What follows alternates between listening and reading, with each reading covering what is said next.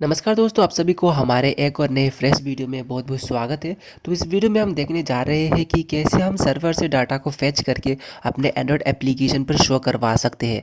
आप चाहे तो अपने एडमॉब बैनर की एड यूनिट आईडी को भी सर्वर पे स्टोर कर सकते हैं और वहाँ से एड यूनिट आईडी को अपने एंड्रॉयड एप्लीकेशन में फेच करवा के भी ऐड शो करवा सकते हैं। इस तरीके से आप काफ़ी सारे चीज़ें कर सकते हैं जिसके मदद से आप अपने एप्लीकेशन को डायनेमिकली काफ़ी अच्छे तरीके से इस्तेमाल कर पाएंगे। आपको हर चीज़ स्टैटिक रखने की ज़रूरत नहीं है। स्टैटिक रखने का मतलब ये है कि आपको हर अपडेट में वो सारे चेंजेस करने पड़ेंगे जिसकी मदद से आप यूज़र को जो आप दिखाना चाहते हैं वो दिखा सकते हैं। लेकिन अगर आप डायनेमिक ऐप बनाते हैं तो आपको ऐप अपडेट करने की ज़रूरत नहीं है। आप सर्वर में जो चेंज करेंगे वो ऑटोमेटिकली एंड्रॉयड एप्लीकेशन में भी हो जाएगा।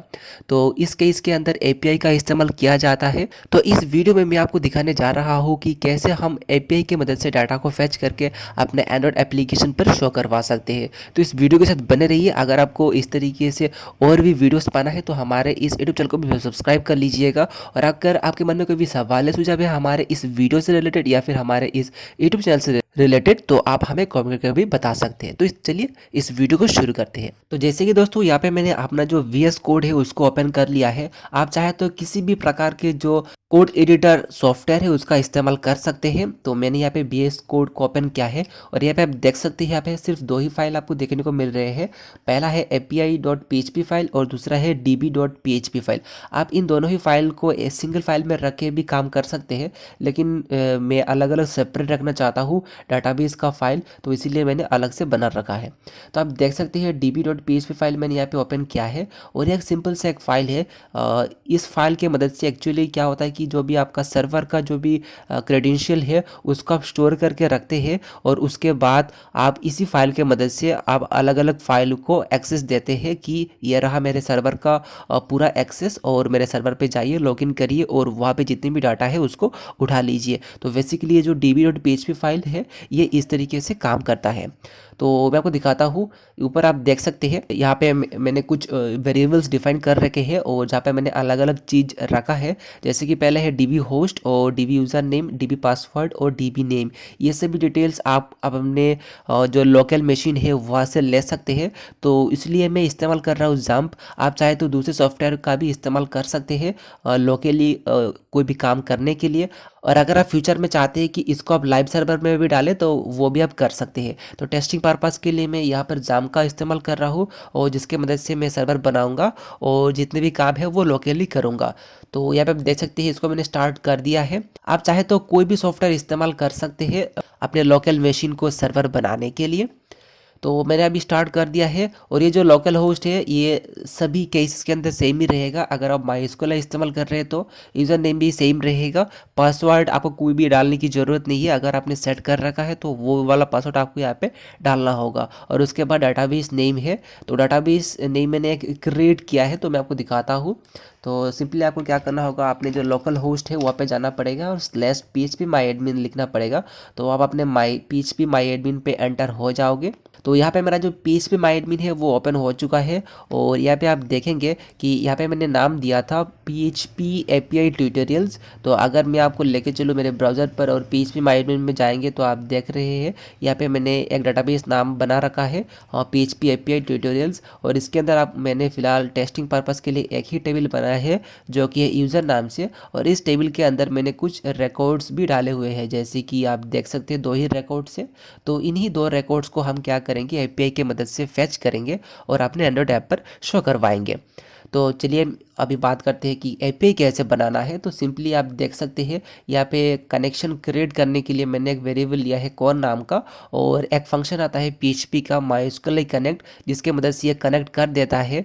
और इस तरीके से आपको सबसे पहले होस्ट नाम देना पड़ेगा, उसके बाद यूज़र नेम, पासवर्ड और नेम, ये चारों ही चीज़ें आपको डालने पड़ेंगे। और उसके बाद मैंने यहाँ पे चेक किया है कि ये जो कनेक्शन है सक्सेसफुली एस्टेब्लिश्ड हुआ है या नहीं। तो इसके लिए और एक फंक्शन आता है जो कि है माइस्क्यूएल कनेक्ट एरर नो। तो अगर किसी प्रकार के एरर आ जाता है तो यहाँ पे शो हो जाएगा और अगर एरर नहीं आता है तो हमें कोई भी एरर नहीं मिलेगा। तो इस तरीके से आप चेक भी कर सकते हैं कि आपका जो कनेक्शन है वो सही तरीके से एस्टेब्लिश्ड हुआ है या नहीं।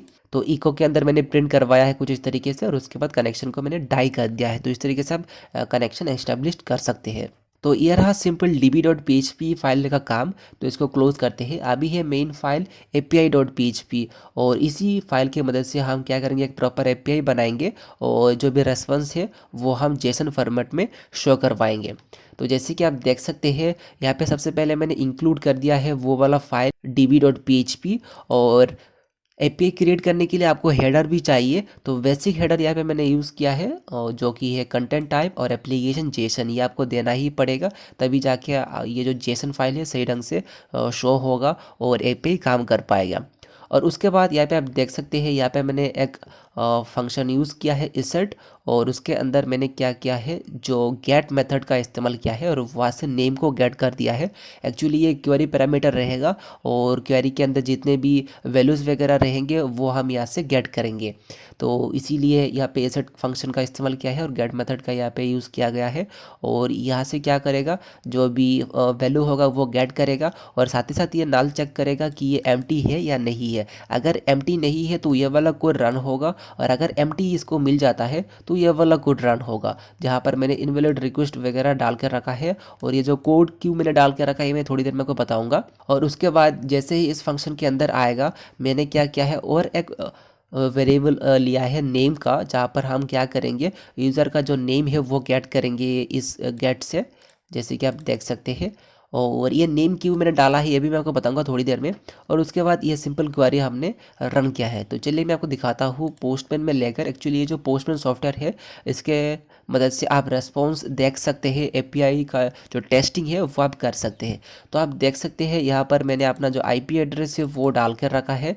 तो इस आईपी एड्रेस की जगह आप चाहे तो लोकल होस्ट भी लिख सकते हैं, तब भी ये काम कर जाएगा। लेकिन अगर आप इसको एंड्रॉइड स्टूडियो में लेके जाएंगे और वहाँ पर यूआरएल वगैरह डालेंगे लोकल होस्ट से, तो ये काम नहीं करेगा। तो इसीलिए यहाँ पे आपको जो अपना आईपी एड्रेस है वो डालना पड़ेगा। तो आईपी एड्रेस चेक करने के लिए आप सिंपली क्या कर सकते हैं, कमांड प्रॉम्प्ट को ओपन कर सकते हैं, और यहाँ पे आपको लिखना पड़ेगा आईपी कॉन्फ़िग, और जैसे ही एंटर हिट करेंगे वो सभी डिटेल्स यहाँ पे आ जाएगा, जैसे कि आप देख सकते हैं। और यहाँ पे आपको एक ऑप्शन मिलेगा IPv4 एड्रेस, तो ये रहा मेरा आईपी एड्रेस, ये इसको मैंने यूज़ किया है और इसको ही यहाँ पे मैंने डाल दिया है कुछ इस तरीके से।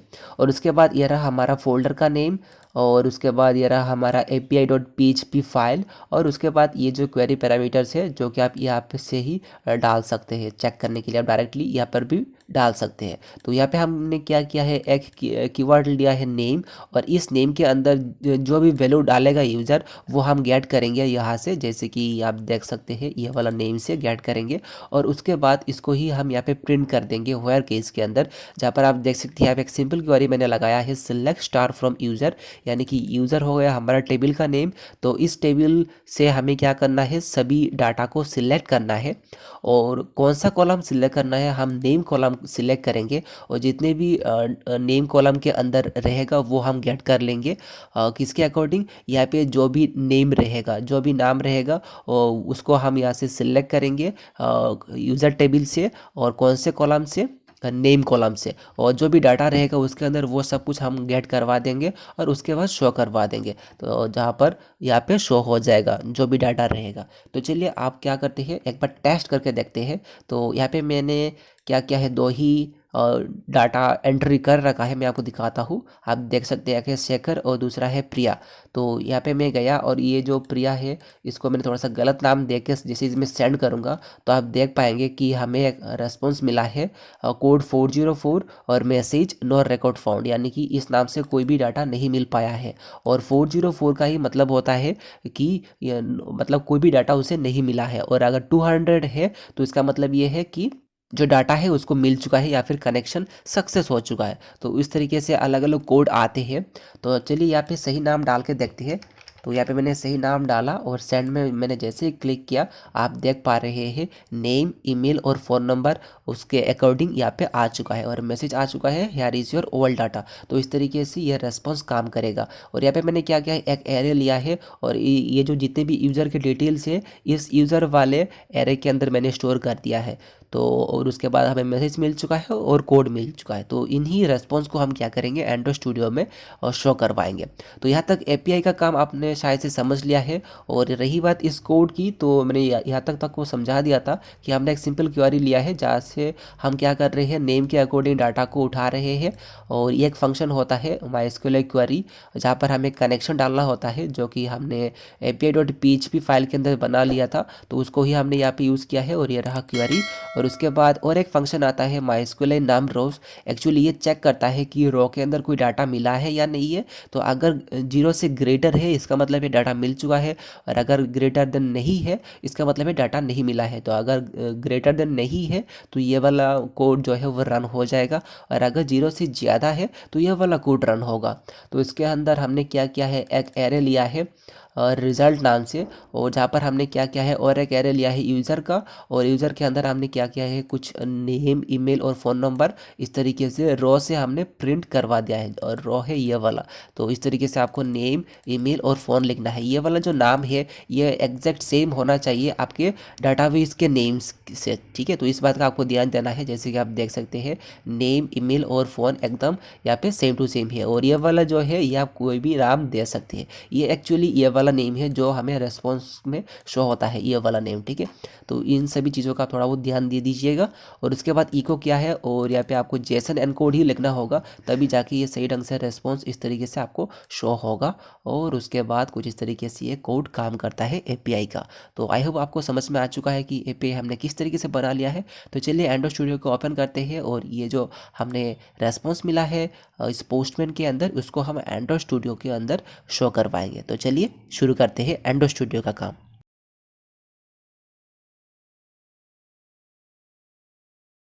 तो दोस्तों मैंने अपना जो एंड्रॉइड स्टूडियो है उसको ओपन कर लिया है, और यहाँ पे मैंने एक फ्रेश प्रोजेक्ट भी लोड कर लिया है।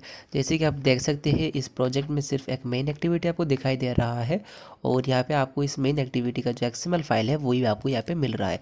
यहाँ पे मैंने ज़्यादा कुछ नहीं किया है। तो सिंपली यहाँ पे थोड़ा सा लेआउट डिजाइन करेंगे, और लेआउट के अंदर हम क्या करेंगे, एक एडिट टेक्स्ट लगाएंगे और साथ ही साथ एक बटन लगाएंगे।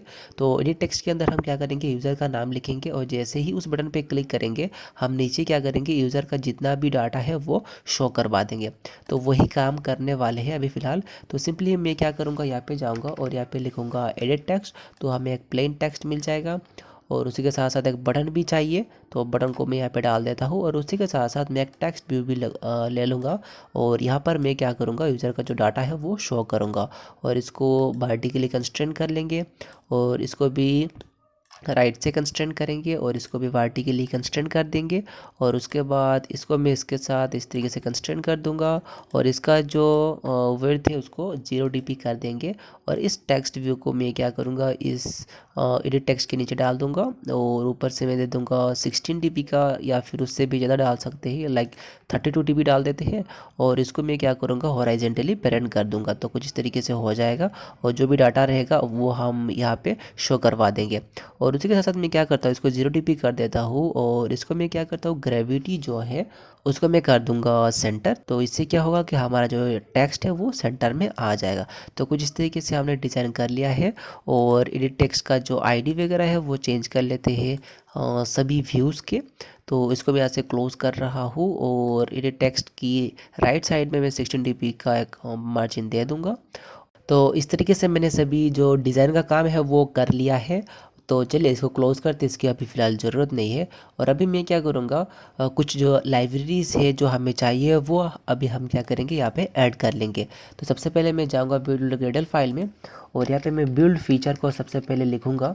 और अभी हमें कुछ लाइब्रेरीज़ की ज़रूरत होगा। तो सबसे पहले हमें चाहिए जो हमारा मेन लाइब्रेरी जो कि है रेट्रोफिट, और उसी के साथ साथ हमें एक जेसन कन्वर्टर भी चाहिए रेट्रोफिट के लिए, तभी जाके हम जो भी काम है वो सही ढंग से कर पाएंगे। तो आप देख सकते हैं रेट्रोफिट का जो गिटहब पेज है उसको मैंने ओपन किया है। तो ये रहा जेसन कन्वर्टर जो हमें चाहिए, और साथ ही साथ ये रहा हमारा रेट्रोफिट का लाइब्रेरी। तो अभी हम क्या करेंगे, यहाँ पे आप देख सकते हैं यहाँ पे जो डिपेंडेंसीज है वो हमें मिल चुका है, और साथ ही साथ जो हमारा जेसन कन्वर्टर है उसका भी मिल चुका है। तो मैं क्या करूँगा, इस जेसन कन्वर्टर का जो लाइब्रेरी है उसको मैं कॉपी करूँगा, और जाऊँगा एंटर स्टूडियो पे और यहाँ पे पेस्ट कर दूँगा और उसी को डुप्लीकेट करूँगा। और उसी के साथ साथ हम क्या करेंगे, जो रेट्रोफिट का जो डिपेंडेंसी है उसको भी यहाँ पे कॉपी पेस्ट कर देंगे। इसको मैं ऊपर इस तरीके से कॉपी पेस्ट कर दे रहा हूँ। और जब भी फिलहाल वर्जन चल रहा है वो है 290, तो इसको भी मैं कॉपी करूँगा और इसका भी सेम वर्जन ही चल रहा है, तो 290 डाल देते हैं। और यहाँ तक हमारा काम कंप्लीट हो चुका है, इसको सिंक नाउ करते हैं।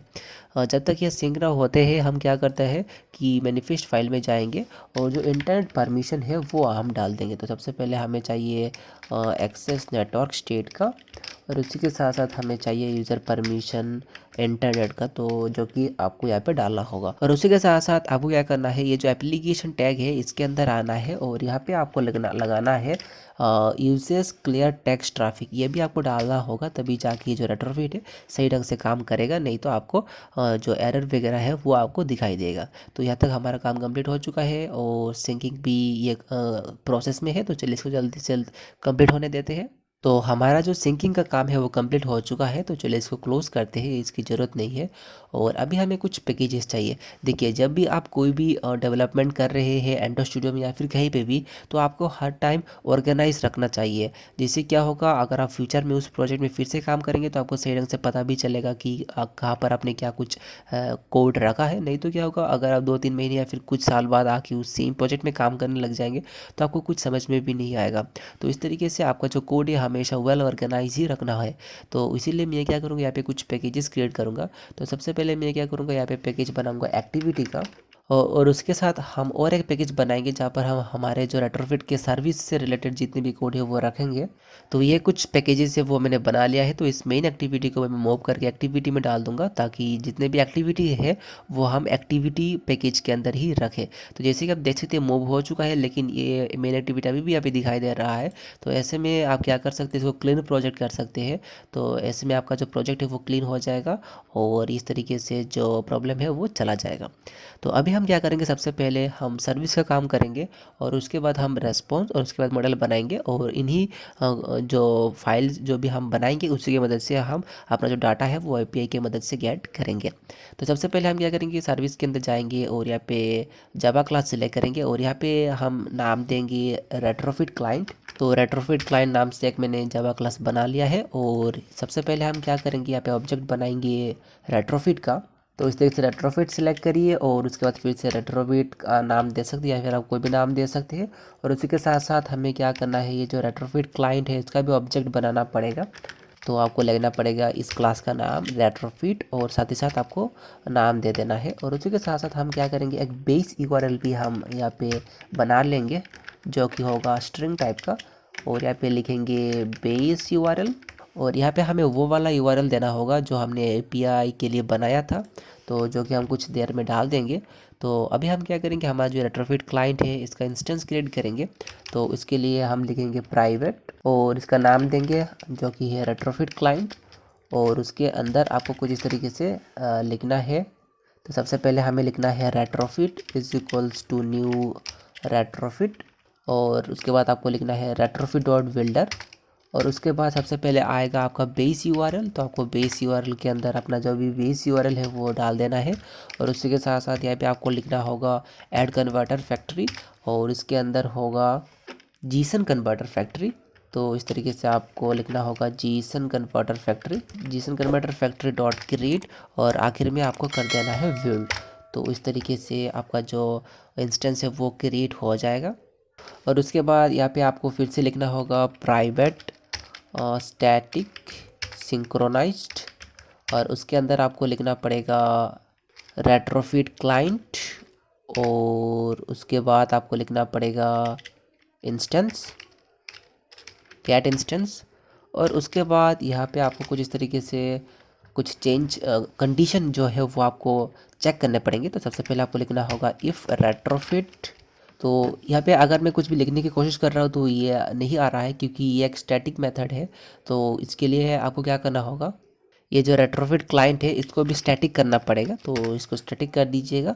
और उसके बाद यहाँ पे आपको लिखना पड़ेगा retrofit client is equals to null. अगर ये नल हुआ तभी हम क्या करेंगे, जो नया ऑब्जेक्ट है रेट्रोफिट क्लाइंट का वो क्रिएट करेंगे, वरना हम क्रिएट नहीं करेंगे। तो इसके लिए आपको लिखना पड़ेगा retrofit client is equals to new retrofit client, और उसके बाद यहाँ पे आपको रिटर्न कर देना है return retrofit client. That's it. तो इस तरीके से हमारा जो काम है रेट्रोफिट क्लाइंट का वो कंप्लीट हो चुका है। और उसके बाद हम क्या करेंगे, इस सर्विस के अंदर हम क्या करेंगे और एक इंटरफेस क्लास बनाएंगे, और जहाँ पर हम वो सभी एंड पॉइंट्स को स्टोर करके रखेंगे जो कि हमें एपीआई के अंदर काम में लेना पड़ेगा आगे आने वाले स्टेप के अंदर। तो सबसे पहले हम क्या करेंगे, सर्विस के अंदर जाएंगे और यहाँ पे एक जावा क्लास सिलेक्ट करके इंटरफेस को सिलेक्ट करेंगे, और यहाँ पे लिख देंगे नाम एपीआई इंटरफेस। और उसके अंदर हम क्या करेंगे, सबसे पहले हम क्या कर रहे हैं, डाटा को गेट कर रहे हैं। तो यहाँ पे हम सिलेक्ट करेंगे गेट मेथड, तो आपको @ लगा के गेट सिलेक्ट करना है। और यहाँ पे ध्यान दें कि रेट्रोफिट टू .htp ही होना चाहिए। और उसके बाद इसके अंदर आपको क्या करना है, क्वेश्चन मार्क डालना है। तो यहाँ पे आपको ध्यान देने वाली बात ये होगा कि जो भी एंड पॉइंट है एपीआई का वो आपको सही ढंग से समझना पड़ेगा, तभी जाके आपका जो कोड है वो सही ढंग से काम कर पाएगा। तो जैसे कि यहाँ पे अगर मैं अपना जो पोस्टमैन है उसको ओपन करूँगा, तो आप देख सकते हैं ये रहा मेरा URL एपीआई का, और यहाँ तक तो सेम ही रहेगा api.php, लेकिन उसके बाद आप देख सकते हैं यहाँ पे question mark name is equals to value आ रहा है। तो एक्चुअली ये जो है ये क्वेरी पैरामीटर्स है, तो अलग अलग टाइप के आते हैं। तो जैसे कि आप देख सकते हैं इस पैरम्स के अंदर क्वेरी पैरम्स है, उसी के साथ साथ बॉडी के अंदर जाएंगे तो यहाँ पे आपको कुछ अलग अलग मिलेंगे। जैसे कि आप देख सकते हैं फ्रॉम डाटा, URL एनकोडेड, रो, इस तरीके से काफ़ी सारे अलग अलग पैरामीटर्स आपको मिल जाएंगे। तो इस तरीके से अगर आप अलग अलग इस्तेमाल कर रहे हैं क्वेरी पैराम्स को छोड़कर, तो सभी का अलग अलग सिस्टम होता है, तो आपको वो सब फॉलो करना पड़ेगा।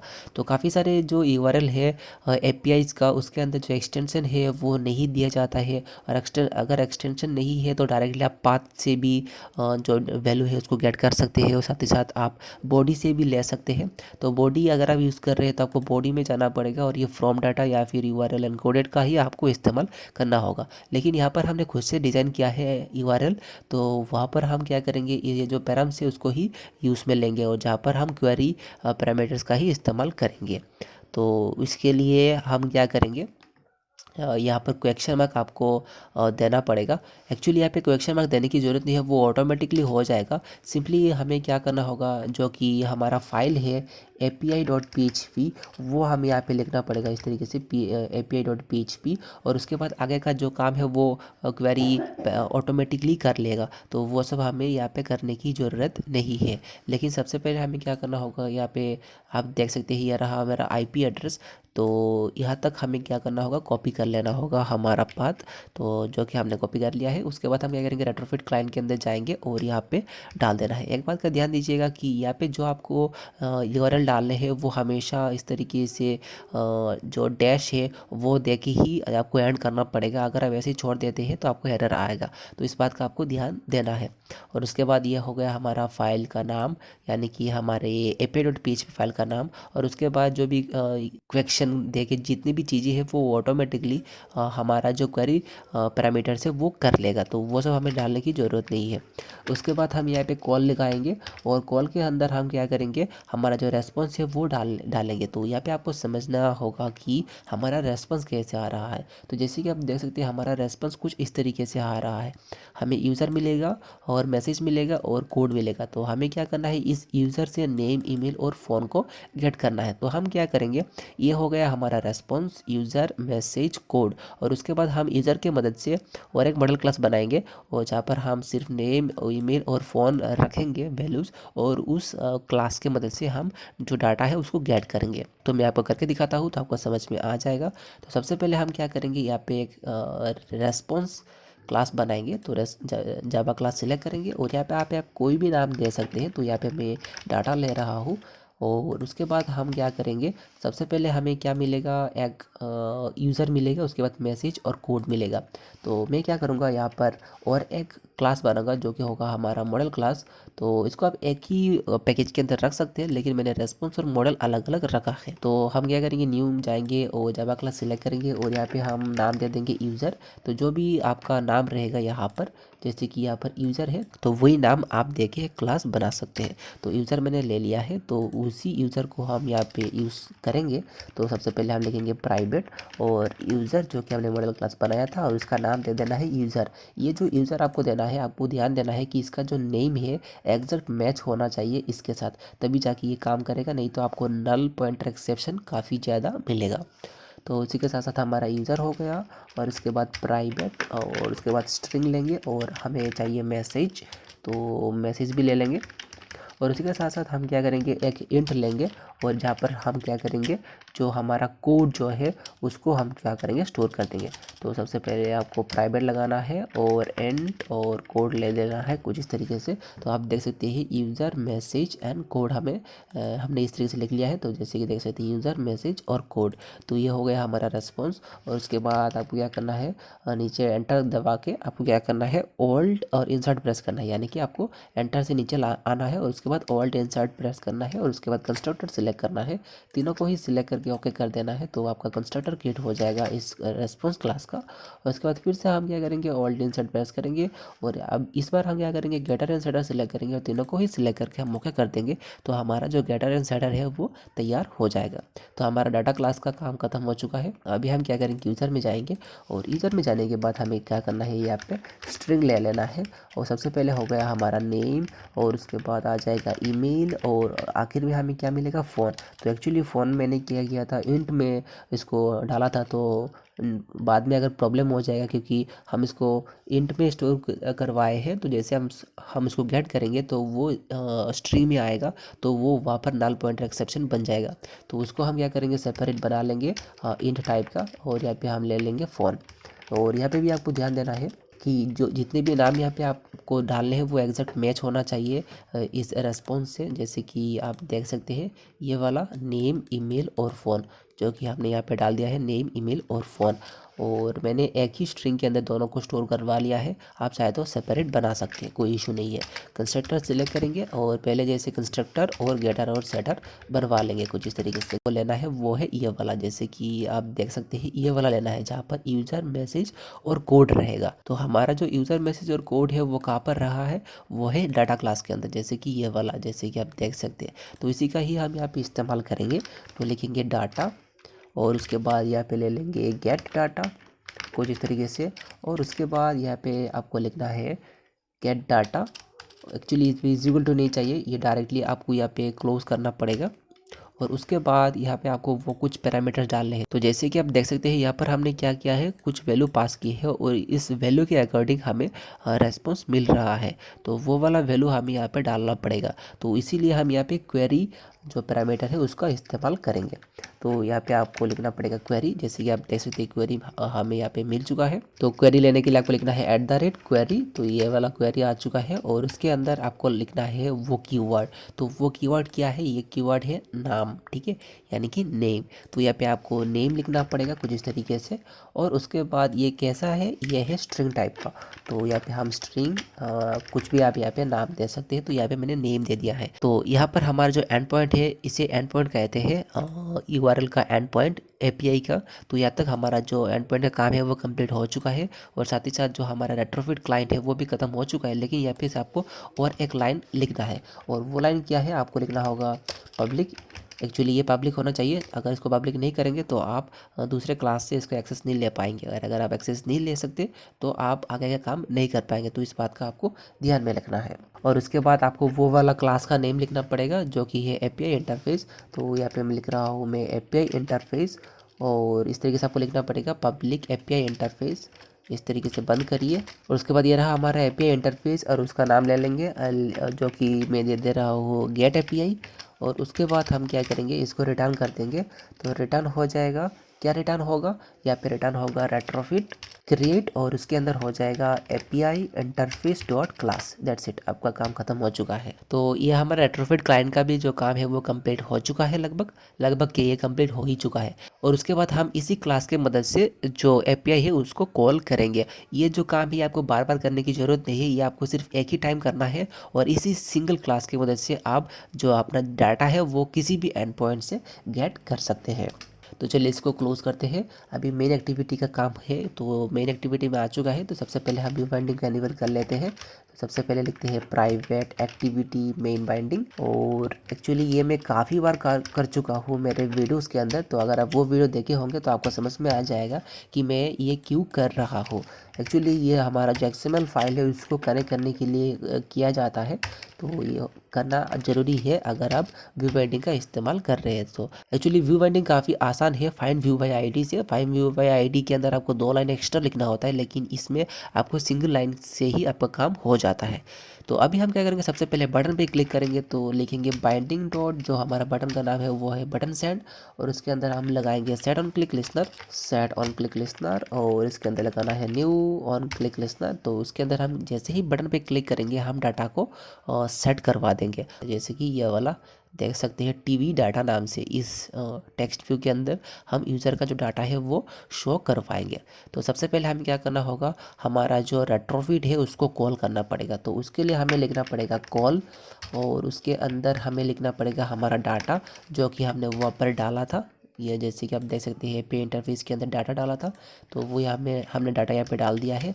और उसके बाद लिखते हैं गेट डाटा, यहाँ पे आप कोई भी नाम दे सकते हैं। और उसके बाद हमें लिखना पड़ेगा हमारा रेट्रोफिट क्लाइंट का क्लास का नाम, और उसके बाद यहाँ पे लिखेंगे डॉट। और आप देख सकते हैं यहाँ पे हमें कोई भी सजेशन नहीं मिल रहा है। तो एक्चुअली यहाँ पे गेट इंस्टेंस आना चाहिए था जो कि हमने वहाँ पर बनाया था, लेकिन वो यहाँ पे शो नहीं हो रहा है। एक्चुअली यहाँ पे हमने थोड़ा सा प्रॉब्लम ये किया है कि ये जो रेट्रोफिट क्लाइंट है इसके अंदर ये जो हमने गेट इंस्टेंस का बनाया था, यहाँ पे हमने क्या किया, इसको प्राइवेट कर दिया। इसी वजह से हमें ये नहीं मिल रहा है, इसको पब्लिक करना पड़ेगा तभी जाके ये हमें मिल पाएगा यहाँ पर। तो आप देख सकते आ चुका है get instance dot get API, और उसके बाद आ जाएगा डॉट गेट डाटा जो कि हमने वहाँ पर बनाया था हमारे API इंटरफेस क्लास के अंदर, ये वाला गेट डाटा। और यहाँ पर हमने क्या डाला था, सिर्फ और सिर्फ एक स्ट्रिंग नाम डाला था जहाँ पर हमने नेम को डालना है, और इसी नेम के अकॉर्डिंग हमें डाटा को गेट करना है। और ये वाला नेम कहाँ से आएगा, हमारे एडिट टेक्स्ट से। तो एडिट टेक्स्ट हमें कुछ इस तरीके से लिखना पड़ेगा, हमारा बाइंडिंग डॉट ET नेम जो कि एडिट टेक्स्ट का ID, और वहाँ से हमें क्या करना है, गेट टेक्स्ट करना है, और उसको हम टू स्ट्रिंग में कन्वर्ट कर देंगे। तो यहाँ से हमें क्या मिलेगा, हमारा जो भी यूज़र का नाम है वो हम हमारे एडिट टेक्स्ट से गेट कर लेंगे और यहाँ पर ऐड करवा देंगे। और जैसे ही बटन पे क्लिक करेंगे उस वैल्यू के अकॉर्डिंग हमें जो रेस्पॉन्स है वो मिल जाएगी हमारे टेक्स्ट व्यू के अंदर। तो अभी आपको लिखना पड़ेगा गेट डाटा, जो कि हमने नाम डाल के रखा था, गेट डाटा डॉट NQ, और उसके अंदर आपको लिखना है न्यू और कॉल बैक सिलेक्ट करना है। तो ऑटोमेटिकली 2 मेथड आ जाएगा, सबसे पहले आएगा रेस्पॉन्स का और दूसरा होगा फेलियर का। फेलियर के अंदर हम क्या करेंगे, लॉग मेंटेन कर देंगे, और जो भी एरर आएगा वो हम लॉग में शो करवा देंगे। तो इसके लिए हम लिखेंगे लॉग, और उसके बाद लिखेंगे डॉट ई मतलब एरर, और इसके अंदर हम लिख देंगे टैग, आप कोई भी नाम दे सकते हैं। तो एक्चुअली इसी टैग की मदद से आप फाइंड कर पाएंगे कि क्या एरर आया है।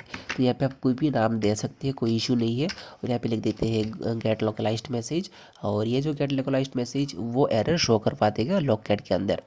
और उसके बाद यहाँ पे हम सबसे पहले चेक करेंगे इफ़ ये जो रेस्पॉन्स है, ये आप देख सकते हैं। तो आपको यहाँ पे कुछ इस तरीके से चेक करना पड़ेगा, ये जो रेस्पॉन्स हमें मिला है ये सक्सेसफुल हुआ है या नहीं। ये लिखेंगे इज सक्सेसफुल, अगर ये सक्सेसफुल हुआ तभी जाके हम आगे का काम करेंगे। और आगे का काम क्या करेंगे कि ये जो हमारा यूज़र मॉडल है, मॉडल क्लास यूज़र उसके अंदर हम क्या करेंगे, जो भी डाटा है रेस्पॉन्स से वो उठाकर ले आएंगे और इसके अंदर रख देंगे। तो रेस्पॉन्स डॉट बॉडी कर देंगे कुछ इस तरीके से।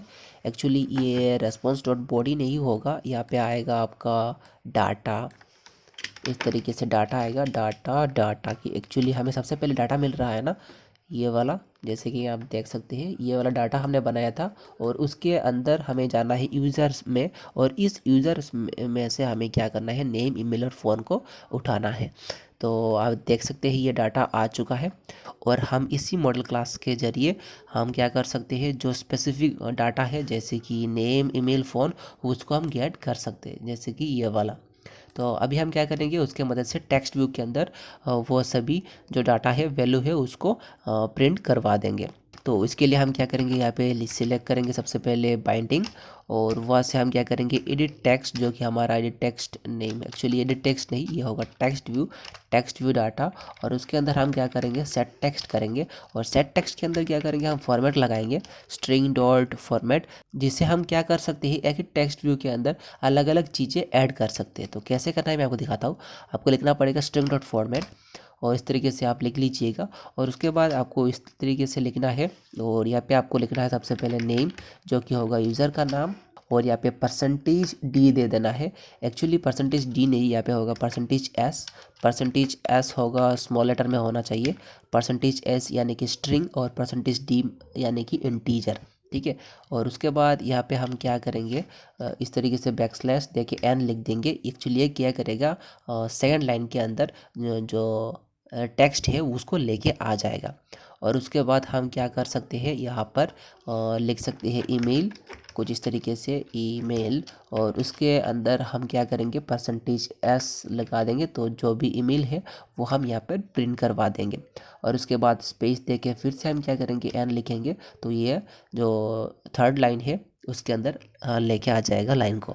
और उसके बाद आखिर में हम क्या करेंगे फ़ॉन जो है उसको लिख देंगे, और फ़ॉन के अंदर हम क्या करेंगे परसेंटेज जो डी है उससे जो इंटीजर वैल्यू है उसको जो शो करवा देंगे। और उसके बाद हम क्या करेंगे यहाँ पे कोमा लगाएंगे, और एक के बाद एक जो डाटा है वो लिखेंगे। तो सबसे पहले ये नेम है, तो उसके लिए हम यहाँ पे लिखेंगे डाटा गेट यूज़र, और यूज़र से हमें क्या करना है जो नेम है उसको लेके आना है। तो इस तरीके से आपको लिखना है data dot gate user dot gate name. और उसके बाद हमें क्या लिखना है, ये जो ईमेल जो है वो लिखना है, तो लिखेंगे डाटा डॉट गेट यूज़र, और वहाँ से हम ईमेल को गेट करेंगे। तो इस तरीके से हमने ईमेल को भी गेट कर लिया है। और आखिर में हमें क्या गेट करके लेके आना है फ़ोन नंबर। तो फ़ोन लिखने के लिए आपको फिर से लिखना पड़ेगा डाटा डॉट गेट यूज़र, और यहाँ से हम लिख लेंगे फ़ोन, गेट फ़ोन ले लेंगे। तो इस तरीके से हमारा जो वैल्यू है वो 1 बाय 1 नेम ईमेल और फ़ोन के अंदर स्टोर हो जाएगा। और अगर इस तरीके से येलो कलर का कोई भी चीज़ दिखता है तो आप क्या कर सकते हैं, यहाँ पे होवर करके रख सकते हैं। और उसके बाद या फिर अगर कोई भी ये वाला चीज़ नहीं आता है तो आप क्लिक कर देंगे तो ये वाला चीज़ आ जाएगा। यहाँ पे क्लिक करेंगे, और ये जो सप्रेस करके आ रहा है add suppress lint default local annotation, तो ये आप डाल सकते हैं, इसमें सिलेक्ट करिए तो ये जो एरर है वो चला जाएगा। और ये जो गेट यूज़र जो है वो एक्चुअली नल पॉइंटर एक्सेप्शन काफ़ी बार आपको शो करवा देगा। तो इससे क्या होगा कि आपका जो एप्लीकेशन है वो क्रैश हो जाएगा। तो इसके लिए इसका भी एक सोल्यूशन है, आपको सिंपली यहाँ पे होवर करके रखना है, और ये वाला एक ऑप्शन आएगा और इसको सिलेक्ट कर लेना है। तो ये जो एरर है जो भी नल पॉइंटर एक्सेप्शन का वो और नहीं आएगा। एक्चुअली हमने क्या किया है यहाँ पर नल चेक कर लिया है। तो यहाँ तक हमारा जो काम है वो कंप्लीट हो चुका है। अभी एक ही काम बाकी है, वो है टेस्ट करके देखना कि ये सही ढंग से काम कर रहा है या नहीं। तो उसके लिए हम क्या करेंगे, हमारा जो फ़ोन है उसको कनेक्ट करेंगे और ऐप को रन करेंगे। तो यहाँ पे मैंने जो एप्लीकेशन है उसको ओपन कर लिया है, ये रन हो चुका था। तो यहाँ पे मैं क्या करूँगा, जो नाम है जो हमारे डाटाबेस के अंदर अवेलेबल है उसका ही नाम यहाँ पे लिखते हैं। जैसे कि प्रिया नाम से एक यूज़र का रिकॉर्ड है, तो मैंने यहाँ पे नाम दिया है। और जैसे ही मैंने सेंड पे क्लिक किया है, आप देख सकते हैं नेम, ईमेल और फ़ोन आ चुका है। लेकिन ईमेल के अंदर प्रॉब्लम ये हो गया था कि हमने उसके अंदर सेम टू सेम ही जो नाम है उसको ले लिया था। तो उसको हमें चेंज करके क्या करना था, ईमेल करना था। तो जो चलिए मैं जल्दी से जल्दी उसको चेंज कर लेता हूँ। और एक चीज़ मैं आपको बताना चाहता हूँ कि और एक चीज़ मैंने यहाँ पे गलती है ये कर दिया था कि यहाँ पर मैंने सिर्फ और सिर्फ लेआउट का नाम ही रख दिया था। तो उसको मैंने चेंज करके बाइंडिंग डॉट गेट रूट करना पड़ा। अगर ये आप नहीं करेंगे व्यू बाइंडिंग के अंदर तो आपका कोई भी व्यू है वो रेस्पॉन्स नहीं करेगा, चाहे वो आपने वन क्लिक लगाया या फिर किसी चीज़ और आपने किया होगा, लेकिन आपका काम नहीं करेगा जब तक आप यहाँ पर सेट कंटेंट व्यू के अंदर बाइंडिंग डॉट गेट रूट ना लिख देते। तो चलिए फिर से आपको रन करते हैं। और यहाँ पे मैंने सेंड पे जैसे ही क्लिक किया, आप देख सकती हैं अभी सब कुछ सही ढंग से काम कर रहा है। नेम भी आ चुका है, ईमेल भी आ चुका है और फ़ोन भी आ चुका है। एक बार फिर से मैं क्या करता हूँ, यहाँ पे लिखता हूँ प्रिया, और उसको सेंड पे क्लिक करता हूँ तो आप देख सकते हैं वही डिटेल्स यहाँ पे आ चुका है। इसका मतलब हमारा जो ऐप है परफेक्टली काम कर रहा है। लेकिन यहाँ पे कुछ चीज़ें ऐसे हैं, अगर आप ब्लैंक छोड़ के सेंड पे क्लिक करेंगे तो आपका जो ऐप है वो क्रैश हो जाएगा। तो उसके लिए आपको वो जो नल पॉइंटर एक्सेप्शन है उसको चेक करना पड़ेगा सही ढंग से, और जो कि आप खुद से कर सकते हैं थोड़ा बहुत रिसर्च करके। तो ये काफ़ी आसान है। तो अगर आपके मन में कोई भी सवाल है, सुझाव है, तो वो सभी आप कमेंट में बता सकते हैं, या फिर आप हमारा जो व्हाट्सअप ग्रुप है उसको भी ज्वाइन कर सकते हैं, जहाँ पर अलग अलग लोग अलग अलग चीज़ें कोड से रिलेटेड शेयर करते रहते हैं। तो आपको ये वीडियो कैसा लगा जरूर हमें कमेंट करके बताइएगा। अगर आपको वीडियो अच्छा लगा है तो वीडियो को जरूर लाइक करिएगा, दोस्तों के साथ इस वीडियो को जरूर शेयर करिएगा, और ऐसी और वीडियोस पाने के लिए हमारे इस tech360.com वीडियो चैनल को सब्सक्राइब करना ना भूलें। इस वीडियो को देखने के लिए आपका बहुत बहुत धन्यवाद। Thank you.